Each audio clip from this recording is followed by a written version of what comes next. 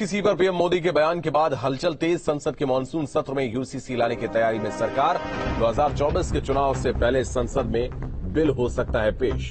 तो चुनाव से पहले यूनिफॉर्म सिविल कोड बिल को पेश करने की तैयारी। तो संसद के मानसून सत्र में यूनिफॉर्म सिविल कोड को लेकर बिल पेश किया जा सकता है।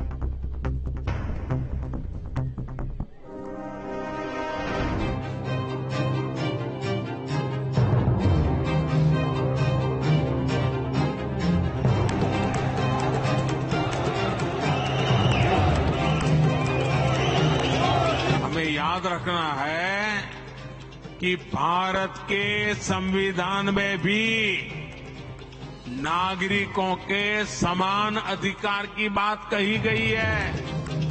तय मानिए कि 2024 के लिए प्रधानमंत्री मोदी ने बीजेपी का सबसे बड़ा एजेंडा लॉक कर दिया है। एक देश एक कानून पर जैसे ही प्रधानमंत्री मोदी का ये बयान आया, मेरा बूथ सबसे मजबूत कार्यक्रम में मोदी की गूंज सुनाई देने लगी।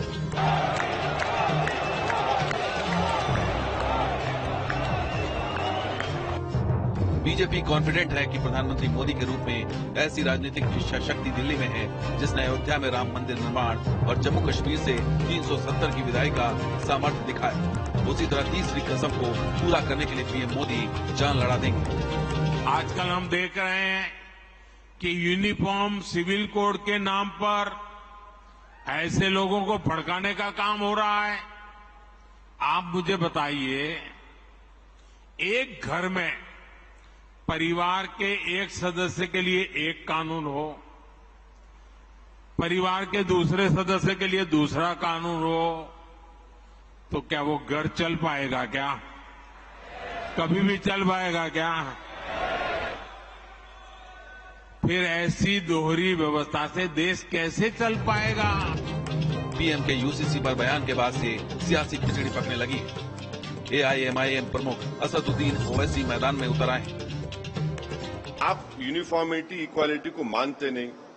जब मानते आप वहां पर हिंदू एक्सेप्शन दे देंगे आप, और पूरे मुसलमानों के रिलीजियस प्रैक्टिस को आउटला करना चाहते।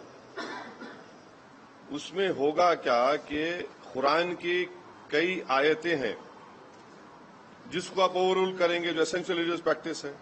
एक नहीं, कुरान की कई आयत हैं। कैसा करेंगे उसको आप बताइए। आप यूसीसी पर विपक्ष के विरोध को लेकर बीजेपी नेता मोहसिन रजा ने पलटवार किया और कहा है कि जो लोग मुस्लिमों के नाम पर राजनीति करते हैं उन्हें ही यूसीसी लागू होने से दिक्कत है। यूसीसी बाध्यकारी नहीं है, ये देश का संविधान कहता है। 21वें विधि आयोग ने भी अपनी रिपोर्ट में कहा था कि फिलहाल देश में यूसीसी की आवश्यकता नहीं है। 22वां विधि आयोग वो फिर से जनता से राय मांग रहा है, और जब वो विधि आयोग अपना कोई निर्णय लेगा तो समाजवादी पार्टी उस पर अपना पक्ष जरूर रखेगी। यूनिफॉर्म सिविल कोड उन लोगों के लिए जरूर चिंता का विषय है जिन्होंने धर्म और जाति के नाम पर बंटवारा किया अपने वोट बैंक के लिए, तुष्टीकरण की राजनीति की अपने वोट बैंक के लिए। क्योंकि ऐसे ही लोगों के लिए चिंता की बात है जिन्होंने देश हित में काम नहीं किया है, निजी हितों में काम किया है। यूसीसी की परिकल्पना कभी संविधान निर्माताओं ने की थी और 1987 में शाहबानो केस में भी समान नागरिक संहिता का पहली बार सुप्रीम कोर्ट ने अपने फैसले में जिक्र किया था। तब से लेकर आज भी कई अदालती फैसलों ने समान नागरिक संहिता की जरूरत पर बल दिया है। यानी समान नागरिक संहिता सियासत से ज्यादा कानून की चौखट पर गूंजता रहा। यही वजह है कि प्रधानमंत्री मोदी ने बड़ा कदम बढ़ा दिया है। ऐसे में यह कहना गलत नहीं होगा कि मानसून सत्र में यूसीसी पर मुहर भी लग जाए। Team news state. तो हमारे साथ हमारे वरिष्ठ सहयोगी विकास चंद्रा इस वक्त अधिक जानकारी के लिए जुड़ रहे हैं, उनके पास चलते हैं।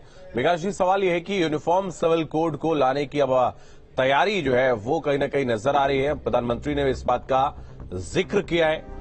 क्या चुनाव से पहले यूनिफॉर्म सिविल कोड लाया जा सकता है? जी, निश्चित तौर पर देखें कि पीएम के बयान से तो साफ हो गया है कि सरकार इसकी पूरी तैयारी में है। जो पहले से जानकारी है, जो लॉ कमीशन बनाया गया था इसके लिए, उसने भी अपने ड्राफ्ट को जनता के बीच राय के लिए रख दिया है। और जो जानकारी मिल रही है उसके मुताबिक तो संसद का मानसून सत्र आने वाला है, उसके पहले उसकी मियाद पूरी हो जाएगी। उसके बाद वो कानून मंत्रालय को चला जाएगा और कानून मंत्रालय से कैबिनेट में आएगा और सरकार इसी सत्र में उसे सदन के पटल पर रखने की कोशिश करेगी। यानी सरकार की तरफ से तैयारी काफी दिनों से चल रही है। और बेशक प्रधानमंत्री नरेंद्र मोदी ने कल इस बात का जिक्र अपने भाषण के दरमियान किया हालांकि बहुत पहले से सरकार और बीजेपी के नेता इसको लेकर मुखर थे और बोल रहे थे कि ये कानून बनेगा, और लॉ कमीशन ने भी पब्लिक के बीच अपने ड्राफ्ट को रख दिया है और उन आम लोगों से उस पर राय मांगी है। तो अब बिल्कुल स्थिति साफ दिखाई दे रही है कि यूनिफॉर्म सिविल कोड को लेकर सरकार कई कदम आगे बढ़ चुकी है। लेकिन विकास, अगर हम देखें लगातार विपक्ष जो है वो कहीं ना कहीं अभी से एक्टिव हो गया है, विरोध करने के लिए तैयार है। जो बाकी अगर हम देखें जो मुस्लिम स्कॉलर हैं, उलेमा हैं, वो भी विरोध करते नजर आ रहे हैं इसका।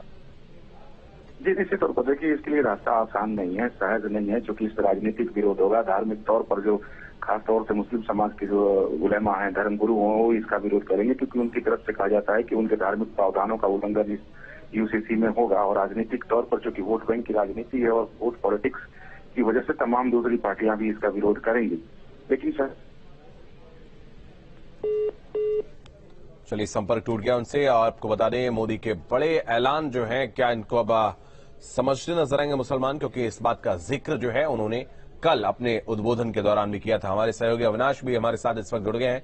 अविनाश, आपके पास आएंगे। यूनिफॉर्म सिविल कोड को लेकर लगातार अब बहस का दौर शुरू हो गया है। उत्तराखंड से शुरुआत होने जा रही है, प्रोफार्मा बन गया है और उसके बाद अब इसको 30 तारीख से पहले सबमिट भी कर दिया जाएगा। लेकिन अब कल जब प्रधानमंत्री भोपाल में संबोधित कर रहे थे तो उन्होंने भी कहा कि एक परिवार में 2 लोगों के लिए क्या अलग अलग कानून हो सकते हैं। ऐसे में ये स्पष्ट हो गया है कि क्या सरकार लोकसभा चुनाव से पहले बिल लाने जा रही।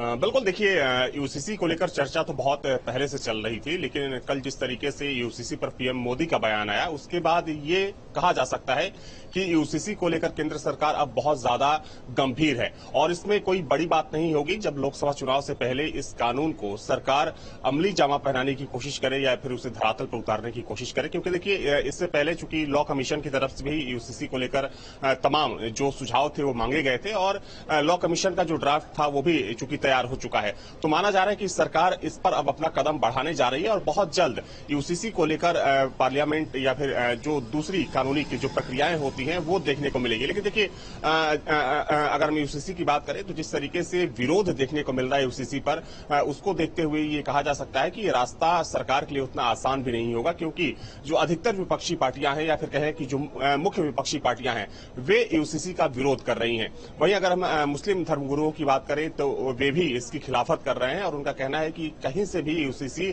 मुस्लिम धर्म के लिए जायज नहीं है, क्योंकि जो मुस्लिम धर्म की जो रीतियां हैं उन रीतियों का यूसीसी में उल्लंघन किया जाता है। तो हालांकि सरकार इसको लेकर गंभीरता से सोच रही है और माना जा रहा है कि इस पर एक नई बहस शुरू हो चुकी है। लेकिन जिस तरीके से पीएम मोदी का बयान सामने आया है उसको देखते हुए ये माना जा सकता है कि यूसीसी को अब कानून के रूप में मूर्त रूप देने का सरकार पूरा प्रयास करने जा रही है। बिल्कुल, बहुत धन्यवाद अविनाश, आपका हमारे साथ जुड़ने के लिए, तमाम जानकारी के लिए बहुत शुक्रिया। रुकते कुछ